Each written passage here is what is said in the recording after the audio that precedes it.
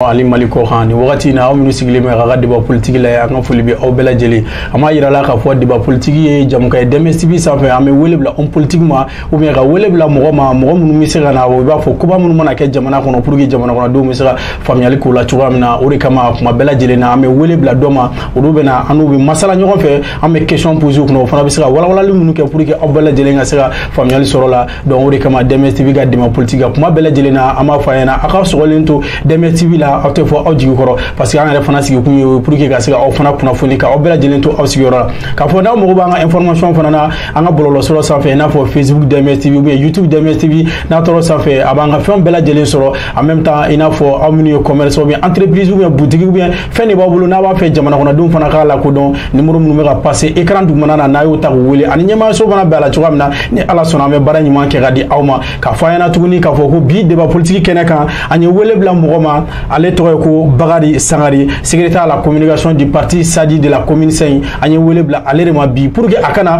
i n'a fɔ CEDEAO kun ye sommet dɔ kɛ Akara k'a fɔ ko o sommet fana u y'a bɔ a dɔgɔkɔrɔ k'a bila kalo kura tile 3 la mais an ka transition mɔgɔ fana y'a jateminɛ k'a fɔ ko an ka transition kura fana daminɛna depuis le 26 mars donc u ye san 2 de ta est-ce que o san 2 CEDEAO bɛna sɔn a ma wa ou bien jamana an ka autorités bɛna mun de kɛ pour que jamana kɔnɔdenw bɛ se ka lafiya parce que a bɛɛ b'a kalama nin wagati in na hali n'a ka gɛlɛn mais jamana kɔnɔdenw b'u kɔ mais u ka fɛɛrɛ bɛ se ka kɛ mun de ye pour que an bɛ se ka lafiya ka se ka élection ɲɛnama kɛ ka di mɔgɔ ma an bɛna o ɲininkali de tɛmɛ a la pour que a fana min bɛ a kun n'a kan cɛ a ka se k'o fɔ a fana bɛ se ka faamuyali sɔrɔ la cogoya min na en même temps parti SADI fana hakilina ye jumɛn ye n'a bɛ se k'i da mɔgɔ o fana na ne tɔgɔ Abubakari Sidiki Jara an b'a bɛɛ lajɛlen fo a ka danaya na aw kɛlen k'o danaya min di anw kan pour que an bɛ ka kunnafoni min d'aw ma aw bɛ se k'o sɔrɔ cogoya min na donc n y'a fɔ cogoya min na ko mɔgɔ wele ale tɔgɔ Bakari Sangare a ɲuman sera studio kɔnɔ Bakari i n'u la folikan jumɛn b'i bolo ka ɲɛsin an lajɛbagaw ma Mali kɔnɔ ani Mali kɔ kan sɔnni an ka don jamukan yɛrɛ kɔnɔ na Abubakari Sidiki Jara an b'i fo kosɛbɛ ka DMS-TV lamɛnbagaw n'a kanubagaw bɛɛ lajɛlen fo a n'a lajɛbagaw bɛɛ lajɛlen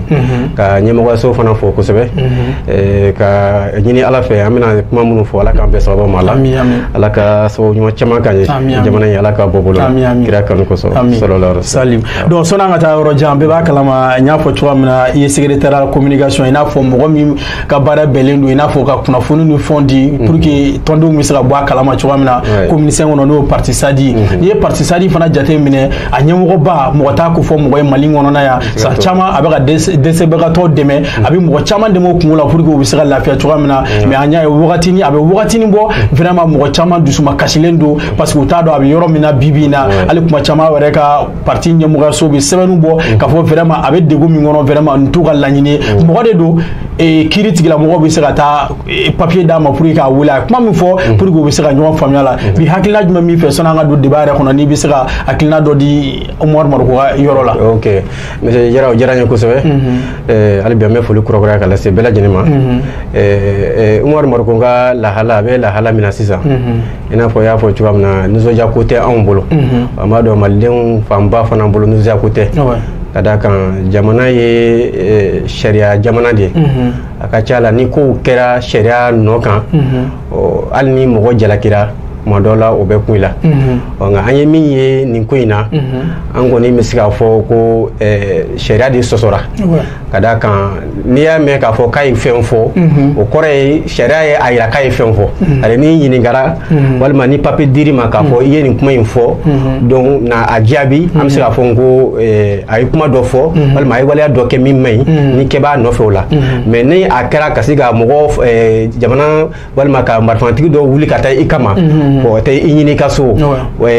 convocation t'u bolo min b'a i wele ka taa sariya ɲɛkɔrɔ vraiment an tɛ se ka fɔ k'a ye ko dɔ fɔ walima a ye ko dɔ kɛ an bɛ se ka min fɔ dɔrɔn o de ye mɔgɔ minnu ye o waleya in kɛ i b'a sɔrɔ ko dɔ de bɛ u ni Umaru Mariko cɛ n'u tun b'a fɛ ka o ɲɛnabɔ u ni Umaru Mariko cɛ mais sariya ko tɛ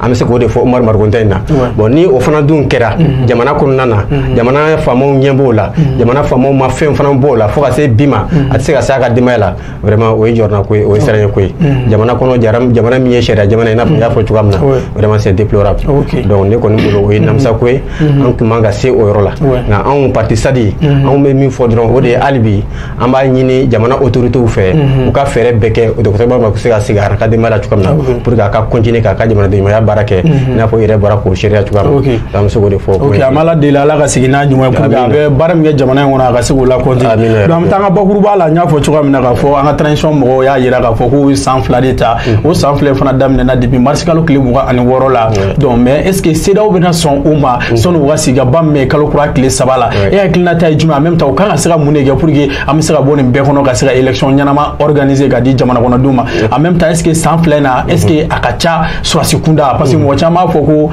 sɔrɔsiw man ka to fanga na politicien de kan ka na ni fanga ye mais est ce que n'i y'a ye sɔrɔsiw fana bɛ na politicien fana ka différence tɛ yɔrɔ dɔw la mais hakilinata ye jumɛn ye fɔlɔ daminɛ na. d'accord o ɲininkali diyara n ye kosɛbɛ CEDEAO ni Mali ka ɲɔgɔn sama-sama in transition délai ko la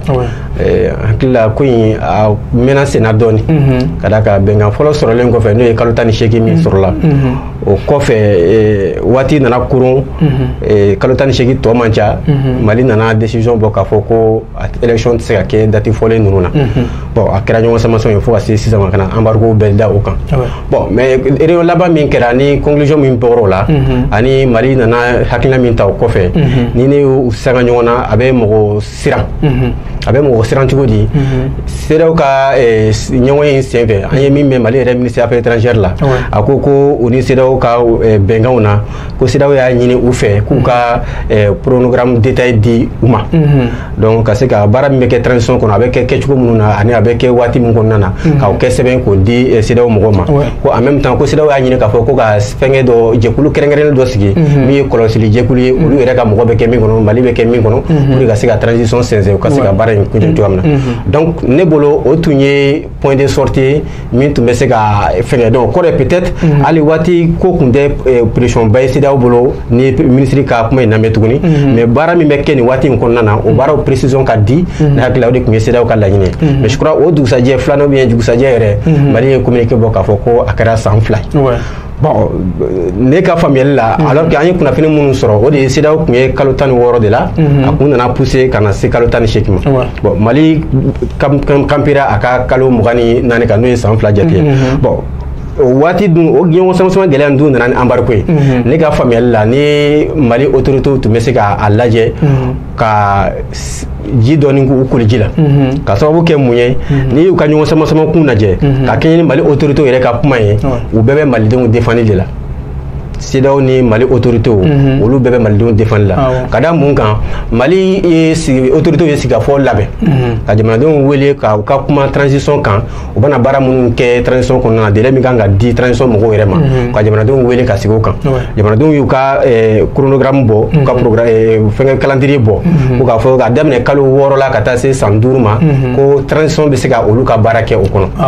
donc je crois que o ye waati fɛrɛlen ye donc ni mɔgɔ min ye tali kɛ o fɛngɛ in kɔnɔna na cogo o cogo ne ka hakili la i bɛ jamanadenw ka baara la donc CEDEAO ye kalo 6 sigiyɔrɔma 3 ɲɔgɔn de ta sisan ni 18 mois lajɛ donc kɔrɔ ko 6 mois par 3 donc u y'o de ta bon Mali bɛ san 2 ɲɔgɔn de la i n'a fɔ 6 mois par 4 ɲɔgɔn donc je crois que ni a nana kurun o cogoya la alors que ni Mali SODER ma sɔn Mali ta ma a sanction dun bɛ se malidenw ma donc ne bolo Mali autorités ka sɔn ka na kalo 18 na o de bɛ kɛ point de sortie ye tant que ni CEDEAO bɛ sɔn ma ka d'a kan o tɛ Mali tugura CEDEAO kɔ ye mais o ye Mali tugura a yɛrɛ ka jamanadenw kɔ ye ka d'a kan jamanadenw ko k'a daminɛ kalo 6 la ka taa se kalo san 5 ma baara in bɛ se ka k'o kɔnɔna na donc pour moi pour que gɛlɛya kana continuer an kana to ɲɔgɔn sama-sama la nin cogo in na tuguni ne bolo jamanadenw kan ka autorités kan ka segin ka na kalo 18 na u ka o papier labɛn k'a di CEDEAO ma an ka jɛ k'o baara kɛ ɲɔgɔn fɛ mais i filɛ o yɔrɔ min fɔ sisan n'i y'a assise nationale de la refondation ta olu kun k'a daminɛ kalo 5 la ka se kalo 6 ka se san 5 ma mais an y'a jateminɛ ninnu ma san 5 ta fo ninnu ye san 2 ta mais est-ce que CEDEAO fana tɛ se ka dɔ b'u ka ko la mais n'i y'a jateminɛ est-ce que an ka transition fana bɛna segin kɔ parce que décret min bɔra an bɛ se ka fɔ o décret kɔnɔ o y'a yira k'a fɔ ko transition daminɛna depuis mois de mars la est-ce que sigi bɛ se ka k'a kan ka na kalo 18 na n'o fana kɛra mɔgɔ b'a la l'armée monte en puissance mais n'i y'a élection fana bɛ se ka kɛ fo a ka sɔrɔ jamana caman yɔrɔ libéré de don en même temps révision de la constitutionnelle ko min b'u da la ka se ka an ka sariya sunba fana yɛlɛmɛ o dun sariya sunba in fana b'a yira tuguni article dɔ kɔnɔ k'a fɔ ko hali ni jamana yɔrɔ kelen minɛlen don sariya tɛ se ka an ka constitution tɛ se ka yɛlɛmɛ olu fɛn minnu bɛ est-ce que kalo 16 bien kalo 18 na est-ce que ninnu bɛ se ka yɔrɔ bɛɛ fɛngɛ ka se ka révision de la constitution kɛ a tant que n'a ma se san 2 yɔrɔ nin ma est-ce que a ka nɔgɔya. ok je crois o de la n ye kuma daminɛ yɔrɔ min na n'o ye CEDEAO ye commission ko min fɔ hakili la o tun bɛ nin bɛɛ ɲɛsigi quoi ka d'a kan n'i ko ko ka kɔlɔsili jɛkulu sigi ka baara a bɛna baara min kɛ k'aw jateminɛ ɲɔgɔn fɛ o kɔrɔ ye ni gɛlɛya nana don an ye bɛnna waati min kan an b'a la ka baara kɛ a kɛcogo la an seko n'an damayira la an bɛɛ bɛ k'a kɔlɔsi ɲɔgɔn fɛ ni gɛlɛya nana don yɔrɔ min na k'a fɔ vraiment an ma se ka nin kɛ waati fɔlen kɔnɔ fiyewu ne bolo o kuma ka nɔgɔ donc Mali ka kamite k'a fɔ k'an tɛ bɔ san 2 kan ne tɛ a kɛ transition baara kɛli nɔfɛ ko ye mun na parce que ni n y'a fɔ cogo min na délai fɔlɔ min dira olu ye kalo 9 ɲɔgɔn kɛ premier transition phase fɔlɔ la n'o ye bandaw ka waati ye u nana bandaw nana bɔ yen bandaw bɔ yen ne kunnafoni min dira ma o kɔrɔ k'a fɔ ko baara tun ma kɛ transition baaraw la alors que effectivement n tun y'a ye k'a fɔ baara dɔ tun kɛra ka d'a kan au moins chronogramme tun bɔra k'a fɔ élection kan ka kɛ waati minnu na donc mais o kɔfɛ président kɛlen ka bandaw labɔ yen président ye layiru ta jɛma ɲɛkɔrɔ k'a fɔ k'a bɛna élection o chronogramme k'a bɛna maintenir donc là i bɛ ɲininkali dɔ sɔrɔ i yɛrɛ la ye k'a fɔ ni kalo 18 min kun dira n'a sɔrɔ o kɔni tun ye tiɲɛ ye k'a fɔ ko baara in kan ka kɛ kalo 18 kɔnɔna na kalo 9 dun kɛra baara ma kɛ o kɔrɔ kalo tɔ ye 9 ye donc ni e mɔgɔ kura min bɛ na i dun tun bɛ i bolo tun bɛ fɛn kɔnɔ ka kɔrɔ n'i nana layiru ta k'a fɔ ko i bɛ se ka kalo 18 baara kɛ kalo 9 kɔnɔna na vraiment ne bolo o ye yɛrɛcuro ye mais an bɛ se k'o faamu peut-être comme surasi de don a bɛ se ka kɛ a bɛ ka siran n'a kun ko k'a b'a yɛlɛma a bɛ ka siran pression kana bonya moi je peux comprendre ça mais a ye premier ministre min ta premier ministre nana ka na kalo a nomelen kɔfɛ a ye ɲɛfɔli kɛ k'a fɔ k'a bɛ semaine 6 de kɛ k'a ka baara labɛn baara min kan ka kɛ transition kɔnɔna na donc a y'o semaine 6 kɛ k'o labɛn donc ka taa CNT ɲɛma ka ɲɛfɔli kɛ CNT ɲɛma k'a fɔ ko u bɛna chronogramme fana kalo 9 tɔ yen k'u bɛna kalo 18 baara k'a kɔnɔ ko kala élection bɛ kɛ ka bɛn o de ma donc a don CNT mɔgɔw yɛrɛ y'a ɲininka ko e bɔra ka baara ba minnu fɔ ta e baara kologirin 4 bolofara 4 ɲɔgɔn de ta k'a fɔ k'u bɛna o de kɛ transition kɔnɔna na CNT mɔgɔw k'a ma ko e bɔra k'o min fɔ ta yali an bɛ se ka o bɛɛ bɛ se ka kɛ nin kalo 9 in kɔnɔna na a ko k'a bɛ se ka kɛ donc ne bolo il s'est engagé parce que au moins i sera ka kalo semaine 6 min d'i ma o kɔrɔ ye tatuma tɛ yen tuguni baara fɛn o fɛn kan ka kɛ a bɛ kan ka kɛ kɛcogo min na a bɛ kɛ délai min a kan ka kɛ ni wari hakɛ min ye ne hakili i b'o bɛɛ jateminɛ nin kɔnɔna na n'i tilala o kɔfɛ ka layiru ta à la dernière minute cas d'urgence ma na cas d'urgence min b'a ye k'a fɔ e tun i ye layiru nin ta waati min na ko dɔ cunna min tun ma prévoir o ma na ka d'a kan an m'a ye k'a fɔ dɔ fara lakanabaliya kan lakanabaliya juguyara ko fo ka se ale ka fɛn in na an m'a ye fana k'a fɔ ko gɛlɛya wɛrɛ modèle dɔ ye jamana sɔrɔ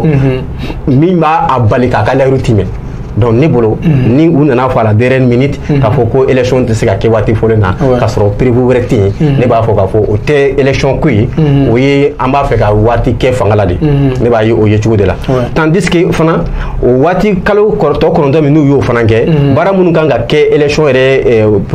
préparation la k'a daminɛ karatalaw ka jɛkulu min sigilen ma n'u ko k'u bɛ n'o sigi fo ka taa se révision ninnu ma fo ka taa se révision constitutionnelle ma foyi ma k'a la fo ka se sisan ma donc pour moi ne t'a fɔ o la k'a fɔ n ko ye waati ko ye ne b'a fɔ k'a fɔ o manque de volonté de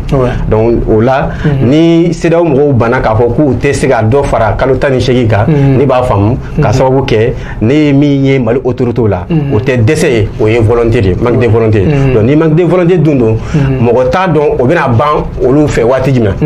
n delila ka misaliya dɔ di n ko ni i y'i ka so di mɔgɔ ma so den kelen ɲɔgɔn di mɔgɔ ma k'a k'i ka so jɔ kalo 1 kɔnɔna na sokuru 1 chambre 1 kalo 1 kɔnɔna na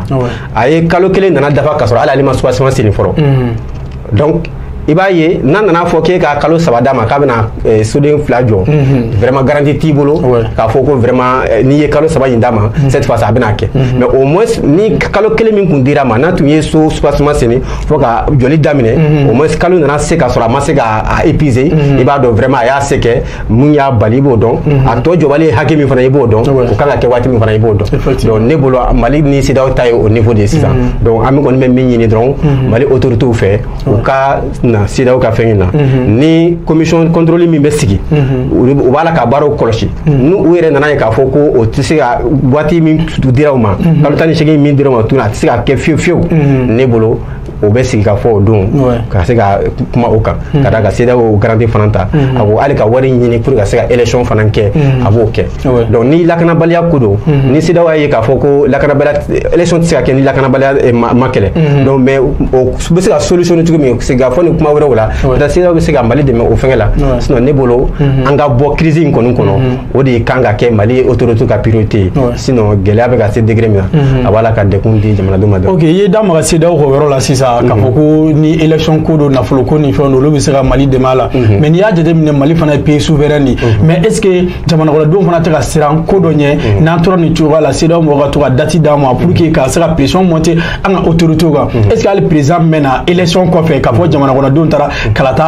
kala fila ye est ce que hali ni ko dɔ kɛra CEDEAO mɔgɔ tɛna essayer ka to ka pression monter kan Mali bɛna to dɛnkɛrɛla ni fɛnw na est ce que a ka ɲi jamana fana ma i ye da maga élection fana na i b'a sɔrɔ ala ka n'a cɛ janya i b'a sɔrɔ mɔgɔ caman sara mɔgɔ caman fana bɛ ka balo dɔ si kun ma se kalata ye dɔ si sera kalata ye est ce que olu papiers fana bɛɛ de tɛ sɛnsɛn ka se k'olu bɛɛ fɛngɛ o baaraw bɛɛ de tɛ fara ɲɔgɔn kan pour que u bɛ ka kalo 24 min fɔ a ka se ka k'o kɔnɔ sinon n'a nana 16 tɔ ou bien 18 i yɛrɛ y'a fɔ cogoya min na n'a nana t'o la a ma se ka kɛ est ce que jamanakɔnɔden dɔw fana tɛna fɔ est ce que baara ko bɛ ninnu kɔnɔ o ye kalo 16 18 fɔ o ma se ka baara kɛ o bɛna dɔ wɛrɛ fara a kan mais n'u ye date jan dɔ ta est ce que o t'u permettre o fana ka se ka baara dɔ k'a kɔnɔ mɔgɔw kana na fɔ ninnu bɛ ka date dɔ ta u yɛrɛ dama kama est ce que o bɛɛ tɛ ko in kɔnɔ. bon o bɛɛ bɛ se ka ye a kɔnɔna mais n y'o de fɔ sisan o bɛɛ bɛ ye a kɔnɔna na mais o bɛ dépend olu yɛrɛ de ka u y'a kɛ ni ŋaniya min ye parce que n y'a fɔ cogo min na jamanadenw ye dayɛlɛli min kɛ olu ye choix min ta u b'o choix de défend. o b'o choix de défend mais ka kɔni ye Mali autorités tun ye laseli dɔ kɛ a k'u ye commission 2 sigi commission dɔ n'o ye ministre affaires étrangères ka commission ye o bɛ ɲɛsin CEDEAO mɔgɔw b'a kɔnɔ mɔgɔ wɛrɛw b'a kɔnɔ na ka se ka transition baara ka jateminɛ ɲɔgɔn fɛ commission kelen o tun ye commission technique ye min ɲɔgɔnya tun bɛ Mali ministre de l'administration territoriale bolo donc ka se k'a lajɛ techniquement baara ninnu kan ka kɛ kɛcogo min na donc ne bolo o commission 2 bɛɛ ka baara ye k'a fɔ élection transition man ka se ka ban fiyewu ka sɔrɔ baara minnu ma kɛ ka se ka olu recenser u kan ka kɛ ni coup min fana ye ka se ka olu fana kɛ pour que an ka se ka élection kɛ élection min b'a to jamana tɛ segin ni ɲɔgɔn na teliya la sinon anw en tant que parti sadi an y'a fɔ depuis transition daminɛ kalo 18 délai talen k'a fɔ waati nin tɛ an bɔ an bɛ fɛ ka transition min kɛ pour que jamana kana segin dingɛ kɔnɔna na n ko kalo 18 ka dɔgɔ a la depuis bandaw ka waati anw y'a fɔ k'a fɔ kalo 18 baara tɛ se ka k'a kɔnɔna na CEDEAO ka envoyé spécial Goudel Jonathan ka nali dɔ senfɛ an y'a fɔ a ɲɛna mais minnu bɛ fanga la bi olu tun b'a la k'a fɔ o don élection bɛ se ka kɛ donc ni i y'o kɛ ka tila ka na fanga dile ka tila k'a layiru ta k'a bɛ se ka kɛ bon kana fɔ a la dernière minute k'a tɛ se ka kɛ tiɲɛni yɛrɛ la o faamu man di o faamu man di donc i ye layiru ta mɔgɔ minnu ye u kɛ man di k'a faamu quoi surtout n y'a fɔ cogoya min na ka gɛlɛn wɛrɛ ma na bon ni souveraineté ko de don a ka kan i k'i sinsin i yɛrɛ la jamana ka souveraineté fɛn ba de don mais an y'a fɔ u yɛrɛ bɛ tile k'a fɔ autorités yɛrɛ bɛ tile k'a fɔ ko jamana si tɛ yen min ma gɛlɛya sɔrɔ donc kɔrɔ n'i ye gɛlɛya sɔrɔ i sago tɛ i ka ko bɛɛ la bamananw b'a fɔ ten ko mɔgɔ tɛ muɲu yanni i ka sa mais i bɛ muɲu yanni i mago ka ɲa donc o la ni jamana bɛ gɛlɛya kɔnɔna na fɛn dɔw bɛ yen i bɛ sɔn a ma o kɔrɔ tɛ ko o ka di ye voilà i bɛ sɔn yanni i mago ka ɲa i ka se ka fanga sɔrɔ ka se ka i den i yɛrɛ la donc n'an b'o période kɔnɔna na ne bolo o sacrifice kɛli o tɛ kumasuli ye jamana ma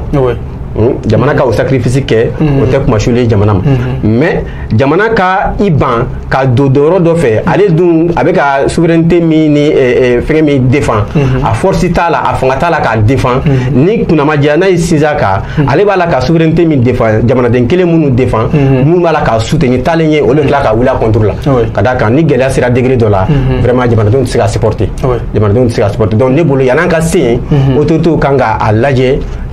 crise bɛ se ka nɔgɔya cogoya min na jamanadenw ka gɛlɛya in ka se ka wuli ka bɔ o kan u bɛ se k'o fɛɛrɛ tigɛ donc ni kalo 18 ni CEDEAO kalikan k'a tɛ bɔ o kan Mali autorité yɛrɛ b'a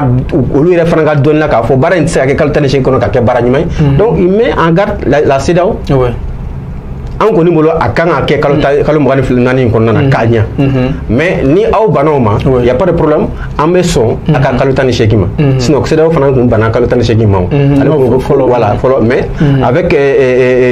pousseliw je crois grâce à l'Union africaine a sɔnna ka kalo 2 fara a ka kalo 16 kan bon mais ni Mali autorité banna ka bɔ o tɛ foyi bɔ kalo 24 la yɔrɔ o fana o tɛ ko nɔgɔma ye donc ni consensus ma sɔrɔ ne bolo Mali ka segin ka na CEDEAO ka kalo 18 na n'a fɔ cogoya min na n'a fɔ jamanadenw y'o ɲɛsigi cogoya min na donc ni u y'u ka dusumakasiw yira u ka engagement yira ni CEDEAO ma bouger ka bɔ a nɔ la u k'a kɛ CEDEAO ta ye mais u k'a yira a la k'a fɔ nin kɔni n'an y'a kɛ nin cogo in na n'a ma ɲa a tɛ bali an na wa u seraient les garants de ce qui arrive au Mali donc ne bolo an bɛ se ka o kɛ Mali autorité bɛ se ka point de sortie de mais réellement n'an bɛ foti fu ɲini nin ko in na Mali autorité jalaki ka bɔ a la kosɛbɛ ne ka yeli la ka tɛmɛ CEDEAO kan ka d'a kan u tun kan ka anticiper waati min na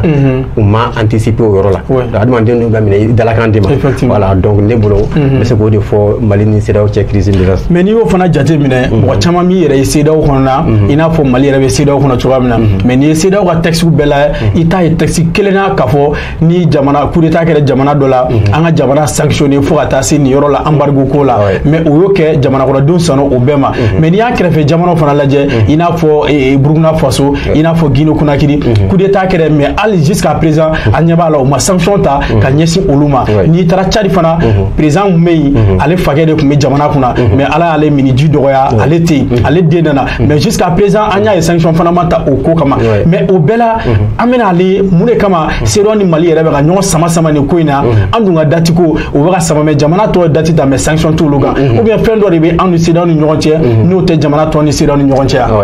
bon o ɲininkali diyara n ye mais o yɔrɔ in na mɔgɔw bɛ confusion k'a la n'o ye ka ko ɲagami ɲɔgɔn na kosɛbɛ k'a sɔrɔ u tɛ kelen ye u tɛ kelen cogo di fɛn ye procédure n y'a fɔ Mali ka coup d'état phase fɔlɔ la an ye kunnafoni mun sɔrɔ CEDEAO de tun ko kalo 12 une année k'u tɛ bɔ une année kan mais Mali autorité yɛrɛ y'a fɛn k'a fɔ an k'a kɛ kalo 18 donc u sɔnna kalo 18 ma u y'u insister k'a fɔ ko fɔ président civil k'o ka kɛ président ye donc o yɔrɔ la Mali autorité fana sɔnna mais u ye vice présidence créé donc consensus sur la pression ba ma kɛ président nalen bɔ yen fana président fɔlɔ nalen bɔ yen n'o ye Bandaw ye ka Assimi bila a nɔ la fana na CEDEAO ma kuma u ma kuma donc c'est pour dire que n'i ye Mali 2020 ka na se 2021 fɛngɛ ma CEDEAO a ma pression ba kɛ quoi a ma pression ba kɛ donc mais an bɛ niveau min de la sisan n y'a fɔ cogoya min na CEDEAO ɲɛ bɛ min na o de ye k'a fɔ manque de volonté bɛ yen ka d'a kan waati min dira fɛn de ma kɛ matériellement i bɛ se ka min yira k'a fɔ an ye nin kɛ an dɛsɛra yan na o ye fɔlɔ ye a filanan ye min ye n'i ye La Guinée ni Burkina ta ani Tchad d'abord Tchad tɛ CEDEAO la CEDEAO tɛ se ka sanction ta Tchad kama Tchad tɛ CEDEAO la Tchad ka communauté économique fana bɛ yen Afrique centrale ta fana bɛ yen donc mais La Guinée ni Burkina ta la La Guinée ta olu ye san 3 je crois ani kalo san 3 sa kɛ san 3 ɲɔgɔn na olu y'o fana ɲini Burkina fana la même chose mais u ni CEDEAO ma tila ɲɔgɔn na dɛ sommet min kɛra o don u saba Mali jamana saba in bɛɛ ka kuma tun bɛ sen u y'a ɲini Burkina fɛ u ka calendrier chronogramme détaillé fana d'u ma u ka CEDEAO y'a ka cidenw yɛrɛ bila ka taa Burkina ka taa lajɛli kɛ k'a ɲini Burkina fana u ka chronogramme détaillé d'u ma pour que u ka se k'a lajɛ baara min fɔra n'a sɔrɔ a bɛ se ka kɛ donc ne bolo ni o kɛra ni CEDEAO y'a ye k'a fɔ Burkina ka san 3 in baara tɛ se ka kɛ o kɔnɔna na u bɛ sanction ta o est-ce que vous avez sanction ta ou kan ka sanction ta voilà ou kan ka sanction ta la Guinée fana la même chose donc ne bolo olu bɛ phase fɔlɔ de la fɔlɔ anw tɛmɛra nin phase fɔlɔ in kan Burkina ni La Guinée bɛ phase fɔlɔ la o phase fɔlɔ dun olu ye waati min fɔ sisan n'o ye san 3 jate ye o san 3 in a bɛ correspond anw ka délai in de ye par exemple ni sera sɔnna san 10 ni kalo 18 ma n'i y'o fara Mali kalo 18 dɔ in kan o san 3 kelen de don voilà a bɛ taa san 3 kelen de la donc mais ni sera ye a kɛ ye sisan k'a fɔ ko Mali ka san 2 fara ka kalo 18 kan a bɛ taa san joli la san bɛɛ taa je san 4 la o bon est-ce que ni CEDEAO y'o fɔ a bɛ se ka ban Burkina ka san 3 ye ni ko in yɛrɛ ma tuguni hali Burkina ka bɛ san 4 kɛ a bɛ se ka ban mais Mali cɛ in na o san 3 n'i y'a daminɛ coup d'état la o ye bandaw ta mana fara kan mais ni bandaw ta ma fara kan a tɛ san 3 bɔ la fana ouais bandaw ta tɛ bɔ la CEDEAO bolo parce que mɔgɔ kelen minnu nana ni bandaw ye o mɔgɔ kelen de bɛ fanga la mais ale tun ye vice président de ye oui ale de tun ye vice président ye mais ale ka rôle kɛrɛnkɛrɛnyana jɔyɔrɔ min tun b'ale bolo bandaw ka waati ne bolo ko in bɛ gɛlɛya b'o yɔrɔ de la o n'o ye lakanako ye lakanako o de tun confielen don président la bi min bɛ vice président à l'époque lakanako bɛɛ tun confielen don ale la donc élection yɛrɛ dun kɛbaliya basé dalaminɛkala min bɛ autorité bolo kosɛbɛ o ye lakanako in de donc e vice président ma i ma se ka lakanako ɲɛnabɔ mais ni i nana kɛ président ye ni o situation fana ma se ka ɲɛnabɔ yarɔ i tɛ se k'a fɔ ko ka k'e kun tɛ président ye parce que a m'a fɔ an ɲɛna waati k'a fɔ ko ale tun ko k'a bɛna fɛɛrɛ dɔ kɛ ka lakanako in ban ko bandaw bana donc o la anw tɛ se ka faamu k'a fɔ ko bandaw ka présence k'o tun ye entravé transition la hali n'a sɔrɔ u y'o fɔ n dun y'a f'i ye sisan k'a fɔ effectivement au moins bandaw ka waati chronogramme bɔra voilà chronogramme bɔra mais jusqu'à présent ninnu ma se ka chronogramme bɔ fɔlɔ k'a di an ma donc ne bolo bandaw ka o tɛ transition ye a danna CEDEAO t'o jate transition ye a danna sinon n'a kɛra ten bandaw ka kaɲi espérance de kama ne yɛrɛ ka yeli la CEDEAO ma problème kɛ Guinée dala tuguni a ka civil bila président la a ma problème kɛ Burkina dala tuguni parce que Mali ye jeu min kɛ ni hali ni tun y'a insisté k'u ka civil bila nɔ la peut-être o Mali ka kaɲi tun bɛ jamana kelen kelen bɛɛ sɔrɔ donc pour éviter ça u sɔnna directement minnu ye président bi olu ka ɲɛmɔgɔya ta dɔrɔn mais u ka waati dɔ d'u ma baara in bɛ se ka kɛ waati min kɔnɔna donc ne bolo danfara min bɛ Mali ni Burkina ni la Guinée cɛ pour le moment o ye la Guinée bɛ ni Burkina ninnu bɛ première phase la mais Mali bɛ deuxième phase de la voilà. Ok mais donna natɔ la e yɛrɛ ye transition ko kuma fɔ i ye chronogramme kuma fɔ ni mɔgɔ min ye e yɛrɛ ɲininka sisan e yɛrɛ bolo chronogramme ye sisan u ka a bɛɛ de kɛ ɲɔgɔn fɛ i n'a fɔ bandaw ta yen nɔ u tun ko ka président sigi ni député sigiw bɛɛ kɛ ɲɔgɔn fɛ en même temps ka na ni communal ninnu ni fɛnw ye e yɛrɛ bolo sisan olu bɛɛ bɛ se ka kɛ kelen na ou bien san 24 ou bien e yɛrɛ ko san 2 bɔ la ka na n'a ye 18 na u kan ka élection yɛrɛ chronogramme kɛ cogo di e yɛrɛ ka yeta la bon ne ka yeta la élection chronogramme jamana mago bɛ min na kosɛbɛ kosɛbɛ o ye réforme minnu kan ka kɛ sur le plan électoral yɛlɛmali min kan ka don kalata gafew la o de ye priorité ka d'a kan anw kɔni ka yeli la an y'a ye k'a fɔ kalata papier min bɛ Mali kɔnɔ ni yɛlɛma ma don a la kalata jɛlen tɛ se ka kɛ i n'a fɔ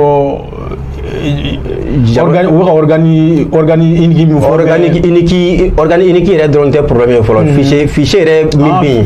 voilà fichier ye a dama problème ye ka se sinon hali organique minnu bɛ yen c'est-à-dire la cour constitutionnelle ani a tɔ n'a ɲɔgɔnnaw olu minnu bɛ yen a monopole bɛ état bolo ka caya mais au moins système fɛn o fɛn n'a mɛnna a kɔnɔna na a bɛ solution sɔrɔ a la système fɛn o fɛn n'a mɛnna a kɔnɔ a gɛlɛya minnu b'a kɔnɔna na n'a sɔrɔ volonté bɛ yen a bɛ dɔ bɔ chaque élection a bɛ correction dɔ k'a la n'a sɔrɔ la volonté bɛ yen mais organe unique in fana ni a kɛra kɛcogo la a bɛ se ka élection kɛ ka ɲa mais a fana kɔrɔ tɛ ko ni ye organe unique sigi dɔrɔn ko o kɔrɔ ye ko élection bɛ kɛ jɛlenya la ka d'a kan mɔgɔ minnu bɛ kɛ ka organe nin composer ça c'est un problème n'i ye jamana caman bɛ yen par exemple n'i ye Congo RDC ta u ka élection laban min kɛra sisan organique de b'olu fɛ yen o organique b'u fɛ yen mais élection min kɛra kɔsa in na sisan presque bɛɛ y'a dɔn k'a fɔ mɔgɔ min tun gagnera o ma se effectivement voilà donc c'est pour dire que organe unique o t'a to élection ka kɛ ka jɛya élection jɛya bi u tɛ ɲɔgɔn ye sira la u tɛ ɲɔgɔn ye sira la élection jɛya bɛ dépend élection yɛrɛ organiser bagaw ka ɲɛnɛɲɛ u ka volonté de la a bɛ dépend de la a kɛra administration ye a organiser o a kɛra organique unique dɔ sigira a kama o tant que ni ŋaniya ɲuman tɛ u la u bɛ se ka élection tricher donc mais min ka gɛlɛn n'o ye fichier mana lasanuya ka fichier lasanuya kosɛbɛ a ka ca la baara bɛ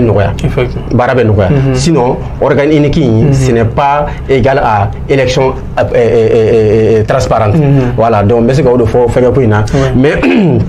kalata ko kɔni na ne bolo priorité min bɛ yen o ye président sigi ye ni fichier nous fengera parce que u bɛ ka fɛngɛ min fana kɛ réforme politique minnu b'a fɛ ka olu minnu fana kɛ u ka olu kɛ voir les constitution fana faleni walima constitution amendeli o fana o minnu bɛ yen ka se ka olu kɛ o bɛɛ bɛ se ka kɛ mais n'o o bɛɛ kɛra priorité min bɛ yen élection ko la o de ye président sigi ye ni président sigi kɛra élection tɔ ninnu ne bolo olu bɛ na o kɔfɛ voilà. Ok wagati na kɛcogo kama donc an b'a ɲini fɛ ne y'a sɔrɔ ni kumakan laban min b'i bolo la ka ɲɛfɔ en même temps ni laɲini dɔ fana b'i la k'o di an lajɛbagaw ma nin wagati na sɔnni an ka bɔ émission kɔnɔ ani ka folikan laban bi émission na sɔnni don wɛrɛ an ka ɲɔgɔn sɔrɔ plateau sanfɛ tuguni. Ok n b'i fo monsieur Jara an bɛ se ka kumakan laban min fɔ dɔrɔn o de ye ka ɲini jamana autorités fɛ hali bi u ka jamana ka nafa bila fɛn bɛɛ lajɛlen sanfɛ. U ka jamana ka nafa bila fɛn bɛɛ lajɛlen sanfɛ taabolo min bɛ autorités bolo nin waati in na a bɛ mɔgɔ siran ka da kan hali n'a sɔrɔla i jugu ka ca kɛlɛ yɛrɛ stratégie dɔ ye jumɛn ye ni jugu ka ca i bɛ dɔ k'i teri ye fɔlɔ ka dɔ kɛlɛ mais n'i ye jugu bɛɛ kɛlɛ ɲɔgɔn fɛ i fanga mana bonya cogo o cogo i bɛ dɛsɛ. Effectivement. I bɛ dɛsɛ hali jamana minnu ye puissance ye an ɲɛ b'a la wala ka jamana fitininw fara u yɛrɛ kan pour les renforcer mais o waati ni anw ye anw yɛrɛ sama ka bɔ jamanaw bɛɛ la ani frontière jamanaw gɛlɛya b'an n'olu cɛ individuellement collectivement fana gɛlɛya b'an ni tɔnw cɛ hali n'a sɔrɔ anw jo b'a la ne bolo o tɛ ɲuman ye jamana ma ka d'a kan kɛrɛnkɛrɛnnenya lakanako in na ani jamana minnu bɛ frontière la ni o m'o kɔnɔ jɛya an ye anw fanga mana bonya cogo o cogo baara bɛ gɛlɛya an bolo donc n bɛ min ɲini autorités fɛ u k'u hakili to o yɔrɔ in na mɔgɔ tɛ bɛɛ kɛlɛ ɲɔgɔn fɛ o kɔfɛ an bɛ min fɔ jamanadenw fana ɲɛna an ka bɔ mɔgɔko la voilà an ka bɔ mɔgɔko la an ka kɛ fasoko ye n'a kɛra fasoko ye a ka ca la i bɛ se ka kuma waati bɛɛ i bɛ se ka kuma waati bɛɛ parce que n'a fɔra ko mɔgɔ ko jamana tɛ taa ni mɔgɔ tɛ effectivement voilà mais mɔgɔ ko ka bɔ a la kɔrɔ ye jumɛn ye an ka mɔgɔw juger n'u ka kɛwalew ye an kana u juger n'u ka u yɛrɛkun ye donc o kɔrɔ ni an ye IBK kɛlɛ k'a fɔ k'a ye fɛn dɔ kɛ k'o man ɲi ala ka hinɛ la ni mɔgɔ min bɛ fɔ o kɔ n'o ye ɲɔgɔnna kɛ hali n'a sɔrɔ o ye anw somɔgɔ ye ka tɛmɛ IBK kan jamana ko kama an kan ka o fana kɛlɛ a ka waleyaw kɛlɛ donc ne bolo n'an taara o taacogo la vraiment jamana bɛ jamanadenw bɛ nafa yɛrɛ sɔrɔ jamana la wa jamana autorités u bɛ jamanadenw bonya donc o kɔfɛ ka wele laban min bila dɔrɔn o de ye k'a fɔ DMS-TV lamɛnbagaw bɛɛ lajɛlen ɲɛna dɔrɔn k'a fɔ ani malidenw bɛɛ anw ye jɛkulu kura sigi n'a sɔrɔ an bɛ se ka o kuma kuncɛ an ye jɛkulu kura sigi jɛkulu min ni an y'a tɔgɔ da ko réseau anti dictature moderne réseau anti dictature moderne an y'o jɛkulu kura sigi ni ala ma baasi kɛ sini yɛrɛ ye a lancement ye an b'a lancement kɛ sini juma 14h waati a bɛ kɛ maison de la presse de la donc laɲini min bɛ réseau in na i n'a fɔ a tɔgɔ b'a fɔ cogoya min na o de ye ka se ka jamana latanga diyagoya fanga walima diyagoya taabolo ma o kɔrɔ ye jumɛn ye démocratie nana k'a fɔ adamadenw ka se ka u ka hakilinaw di sariya kɔnɔna na bonya kɔnɔna na donc o bɛ kɛ sababu ye fɛn caman bɛ yen gɛlɛya caman bɛ yen jamana bɛ se k'a éviter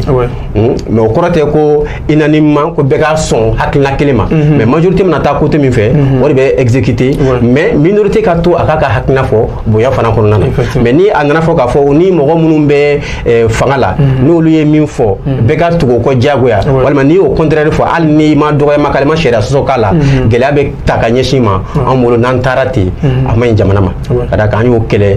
kunu pour que kana ni démocratie donc n'an dun continuera n'o hali n'a sɔrɔ démocratie min n'an ye an donna a kɔnɔ la tout n'est pas parfait mais ne bolo au moins la liberté d'expression ani liberté d'opinion olu ye fɛnw ye fɛn minnu ni jamanadenw kan ka a kan ka to jamanadenw bolo a kan ka to jamanadenw bolo o hɛrɛ ka bon jamanadenw ma a hɛrɛ ka bon minnu yɛrɛ bɛ fanga la a waati a hɛrɛ ka bon olu de ma ka d'a kan an b'a fɔ la loi reste la loi an dun kan ka fɛrɛ bɛɛ kɛ bɛ an bɛ terme mun fɔ k'a fɔ ko la force reste à la loi an kan ka to cadre kɔnɔ mais an kana sɔn la force reste au pouvoir et à la richesse n'a kɛra ten dɔrɔn a maɲi an ma ka da kan le pouvoir peut changer de main et la richesse peut changer de main mais la loi quand même reste toujours la loi donc ne bolo an kan ka baara kɛ n'o ye k'a ɲini jamanadenw fɛ hali bi an k'an cɛsiri an ka jamana ko la k'a ɲini autorités fana fɛ u ka wuli ka jɔw kɛ pour que jamana in bɛ se ka bɔ gɛlɛya kɔnɔna na an ka se ka kɛ an yɛrɛ ye an ka se ka kɛ an yɛrɛ ye donc an bɛ hakɛto ɲini kɛ bɛɛ lajɛlen fɛ ka DMS TV lamɛnbagaw n'a kanubagaw bɛɛ lajɛlen fo ka ɲɛmɔgɔyaso bɛɛ lajɛlen fo ka monsieur Jara k'e yɛrɛ fo kosɛbɛ ka ɲini Ala fɛ Ala ka waati wɛrɛ yira an na salamu aleykum ok merci beaucoup donc k'a yira la k'a fɔ ko bi débat politique kɛnɛ kan ni ne kun y'an ka thème ye bi k'a fɔ ko CEDEAO ye a yira k'a fɔ ko u kun kan ka sigi ka fɔba min kɛ a bilala juillet kalo tile 3 la mais an ka transition mɔgɔ fana ye sɛbɛn bɔ k'a yira k'a fɔ ko an ka transition fana k'a bilala san 2 la o san 2 fana daminɛna depuis mars kalo tile 26 la o de kama an ye wele bila Bakari Sangare ma secrétaire à la communication du parti SADI de la commune Seigne bɛɛ b'a kalama a b'o la donc directement a nana a sera ka walawalali minnu kɛ m'a dɔn ni wagati n'a minnu sigilen bɛ k'a lajɛ a fana ye faamuyali sɔrɔ la donc k'a fɔ a ɲɛna tuguni u ka président ba n'o yɛrɛ docteur Umar Mariko ye a b'a kalama depuis wagati jan a tunulen don mɔgɔ caman na donc an ma Ala deli a ɲuman ka segin a kana parti kɔnɔ a n'u ka se ka baara kɛ ɲɔgɔn fɛ hakilina minnu b'a kɔnɔ a bɛ jamana kɔnɔdenw dɛmɛ cogoya min na a ka se k'o baara lawaleya parce que mɔgɔ caman bɛ yen a ye i jɔ u jɔyɔrɔ la ka se k'u dɛmɛ u ka baara kɔnɔ an b'a fɔ halisa Ala ka segin ni a ɲuman ye k'a yira la fana tuguni aw minnu ye jagokɛlaw ou bien entreprise ou bien boutique de b'a bolo ou bien fɛn o fɛn de b'a bolo n'a b'a fɛ jamana kɔnɔdenw fana k'a lakodɔn a kana ɲina numéro minnu bɛ ka passer an ka écran dugumana na a b'u wele ni Ala sɔnna ani ɲɛmaayaso bɛ bɛn baara la an fana bɛ baara ɲuman kɛ ka di aw ma ka baara in fana bɛɛ lajɛlen fara ɲɔgɔn kan an b'o fɔ o kun y'an ka ɲɛmaayaso Dirisa Jalo ka wagati suma k'a di an ma o Lazini Sisoko ye mɔgɔ min fana bɛ caméra in kɔfɛ ka jaduman in yira aw la réalisation na an b'a fɔ o David Sago ani Saka Traoré olu de bɛna jɛ ka baara in kɛ ɲɔgɔn fɛ n b'a fɔ Ala k'an bɛn diɲɛ waati wɛrɛ DMS TV sanfɛ an sigi kun ye ka se ka aw kunnafoniya cogoya min na Ala ka jamana in kisi